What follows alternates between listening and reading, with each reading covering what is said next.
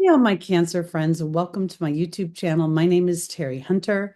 I'm an intuitive astrologer, and I'm here today. It's February 3rd. I'm a little late, but I'm here with your February monthly 2025. That was retarded. February 2025 monthly horoscope. See, this is why I'm running late. Thank you so much for your patience. This horoscope is based on whole sign Western astrology. So when I'm talking about Cancer, I'm referring to Cancer rising as dictating the landscape of the chart. If you don't know your rising sign, you'll want to go to any one of the free birth calculators on the internet. You just need your exact time and location of birth to determine that information.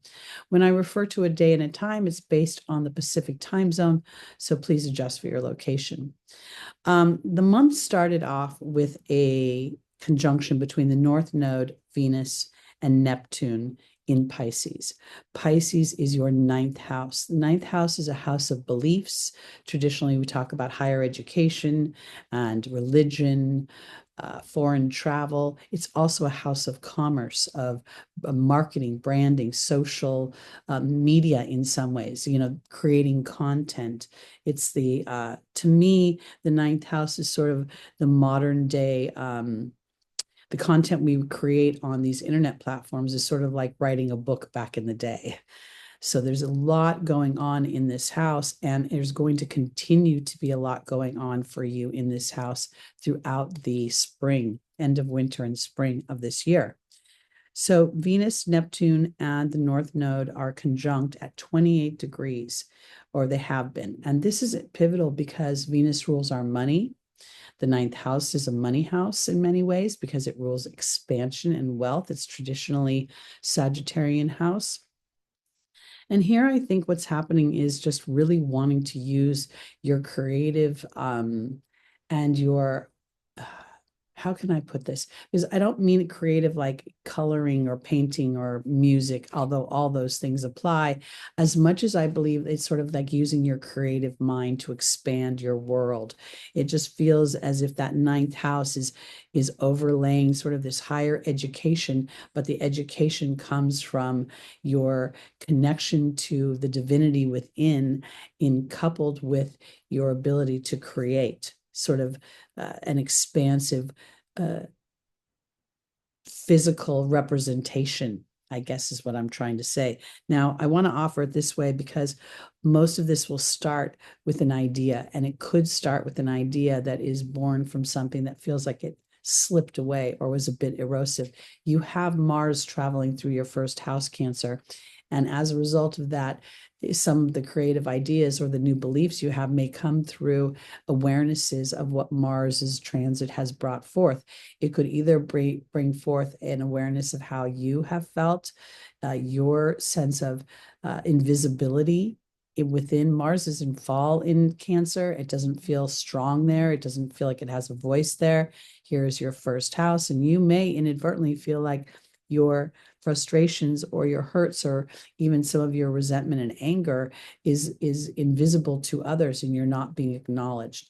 This transit of the North Node, Venus and Neptune, will be playing in the background of this Mars energy, tasking you to find your sense of self within, in some ways independently. I'm going to pull up the chart now and go to the 4th, where we see Venus enter Aries, which is your 10th house. This is the public status house. This is the house of reputation. This is the house of social status and of leadership.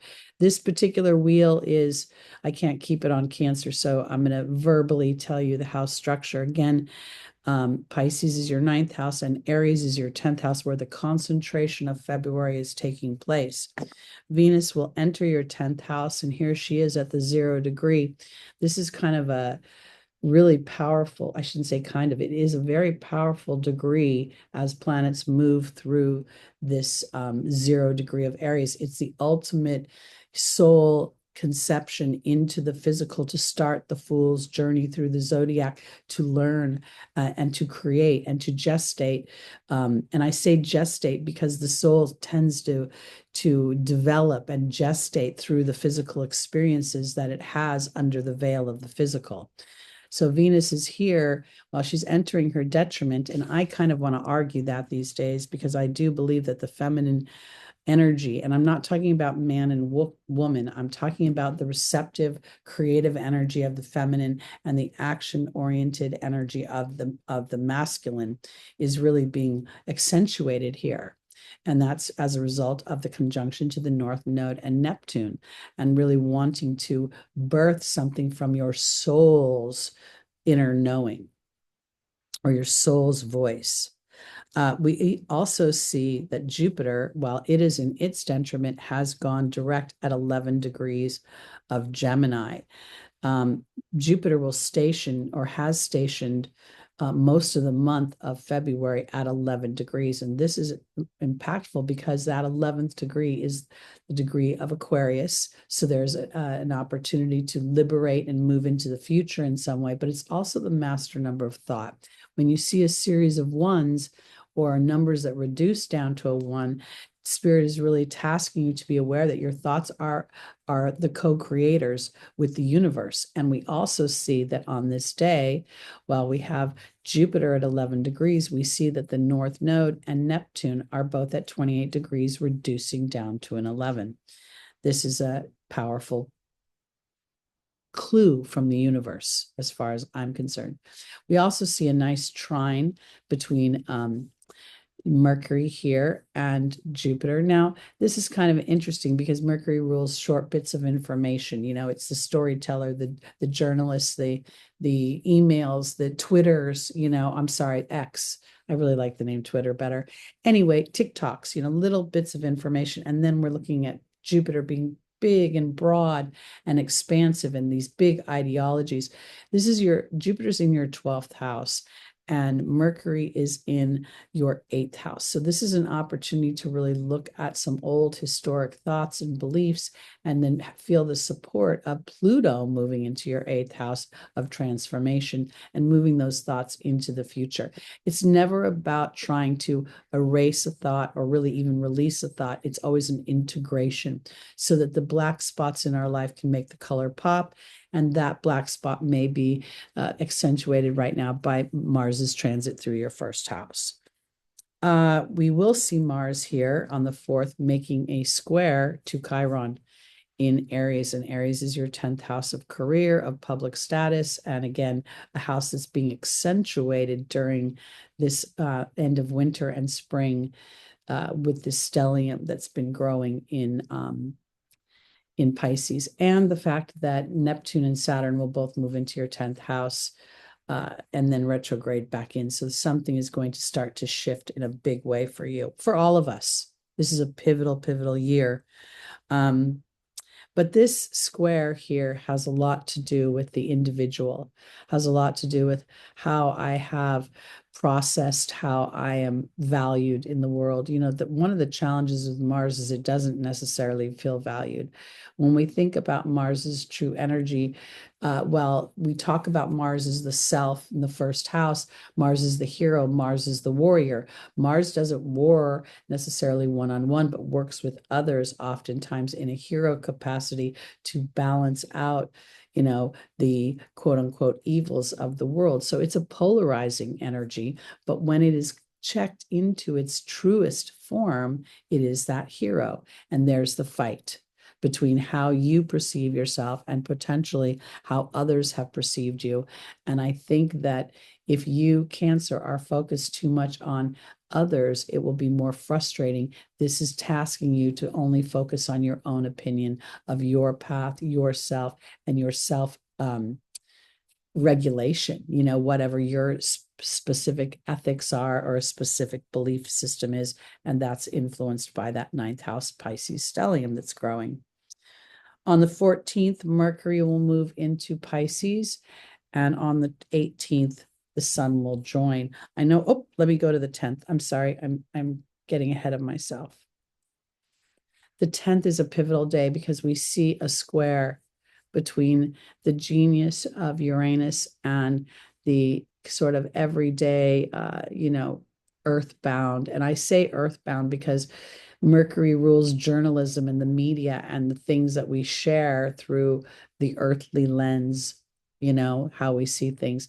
And I think the square is really tasking Mercury and the sun right now to move into the future.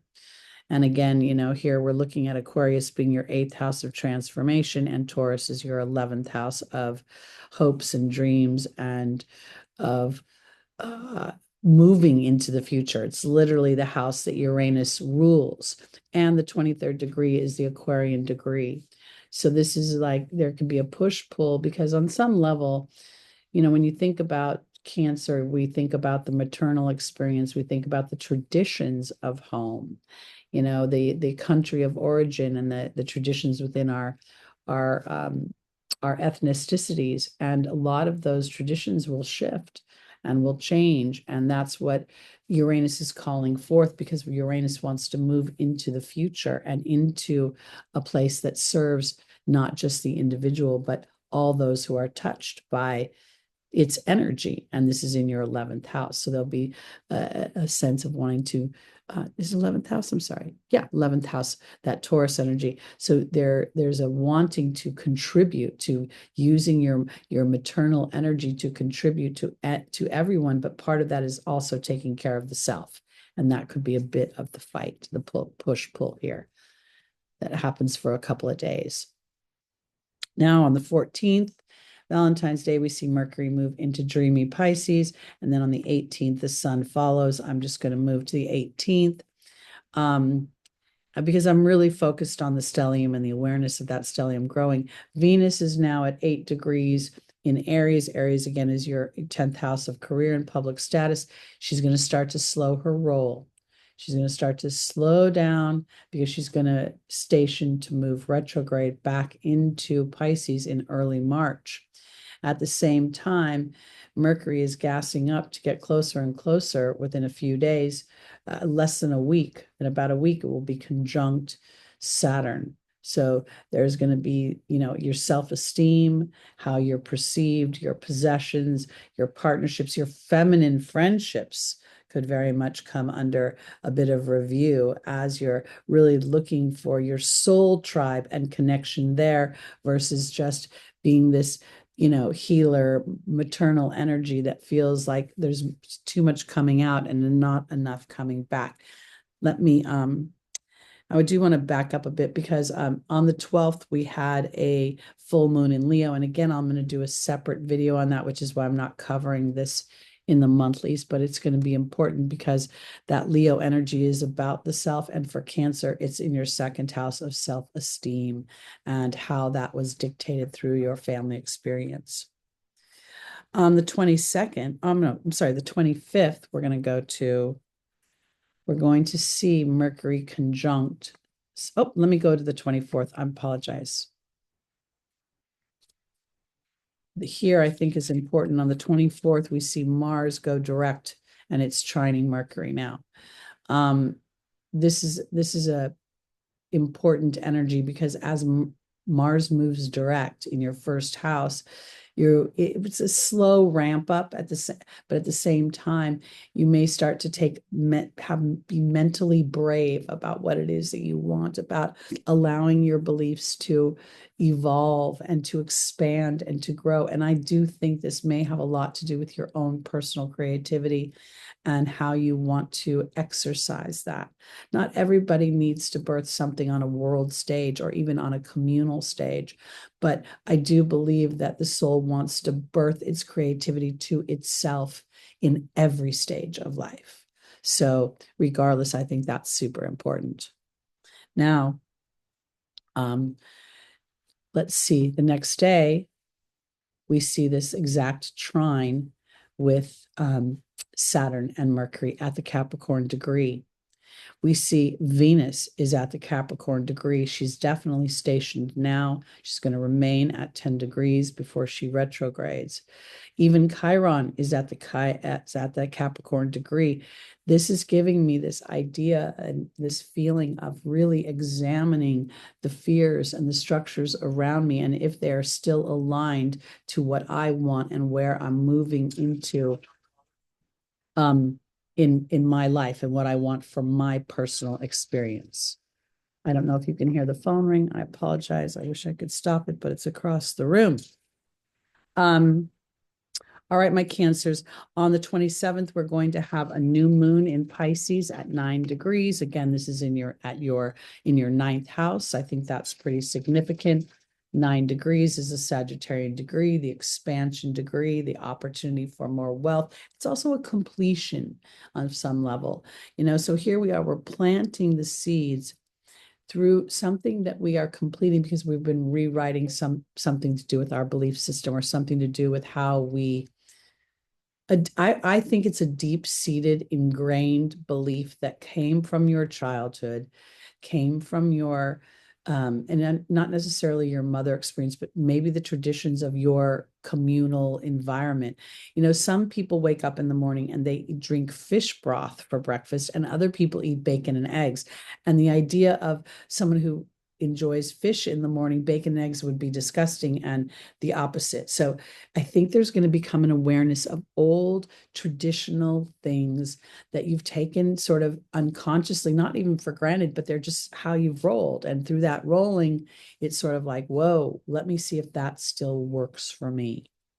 And it may have something to do with how, your belief system affects your physical well-being. I don't know why I want to put that there, but I'm just going to put that out there. The last day of the month is pretty stellar, literally. And you will see this full-blown group of planets. We've got 1, 2, 3, 4, 5, 6, 5 planets, 6 points here in your ninth house. And then, of course, Venus is stationing.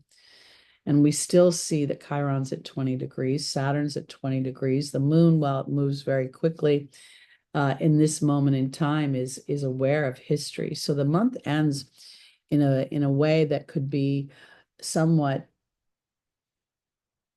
illuminating, but it's illuminating through some sort of quiet time, through some sort of reflection, through some sort of maybe even what feels like such a slowdown that things might feel stopped. And if for some reason, and I want to offer it this way, because Pisces is your ninth house and Aries is your 10th house of career, ninth house being a money house, as well as a spiritual house, a religious house, moving into foreign territories. And this might be foreign in your belief and trust of a pause or something slowing down that will bring benefit to you that you wouldn't be aware of without the slowdown. Let me offer it this way. It's a period of reflection. Think of the Hermit card in the tarot right now for my Cancers, because Mars is stationing at 17 degrees, is offering your first house an opportunity to really come from your heart without the filter of how you will take care of others or how you will nurture others or how others and your obligations to them thwart your individuality. Not that they do, but sometimes they do. Okay, for my Cancers, that's it for me, Teri Hunter. I'm going to stop my share right now. I want to remind you, today is February 3rd. On the 5th, between 4 and 6 p.m. Pacific time, I will be doing tarot card readings based on your personal questions on my YouTube channel. You just come on in and write your question in the chat. We'll be taking them first come, first serve. And those that donate through Super Chat or Super Thanks will go to the head of the class.